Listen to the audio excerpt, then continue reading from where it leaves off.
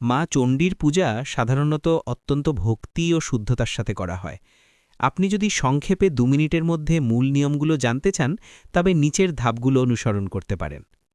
প্রয়োজনীয় উপকরণ: মা চণ্ডীর ছবি বা ঘট, লাল ফুল, জবা বিশেষ প্রিয়, বেলপাতা, ধূপ, দীপ অর্থাৎ প্রদীপ, নৈবেদ্য, ফল, মিষ্টি বা আতপ চাল, সিঁদুর ও চন্দন।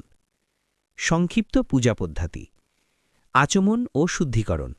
সামান্য জল হাতে নিয়ে 3 বার পান করুন এবং ওং বিষ্ণু স্মরণ করে নিজের ওপর ও পূজার উপকরণের ওপর জল ছিটিয়ে শুদ্ধ করে নিন। সংকল্প: মনে মনে মা চণ্ডীকে স্মরণ করে আপনার মনস্কামনা জানান এবং পূজা শুরুর অনুমতি চান। ধ্যান: হাত জোর করে মায়ের শ্রীমূর্তি কল্পনা করুন। এই মন্ত্রটি বলতে পারেন: ওম জয়ন্তী মঙ্গলা কালী ভদ্রকালী কপালিনী দুর্গা শিবা ক্ষমা ধাত্রী স্বাহা স্বধা নমস্তুতে। অর্পণ: মাকে সিঁদুর, চন্দন মাখানো বেলপাতা এবং লাল জবা ফুল অর্পণ করুন। এরপর ধূপ ও প্রদীপ দেখিয়ে আরতি করুন। ভোগ নিবেদন: ফল বা মিষ্টির সামনে সামান্য জল ছিটিয়ে মাকে গ্রহণ করার প্রার্থনা জানান।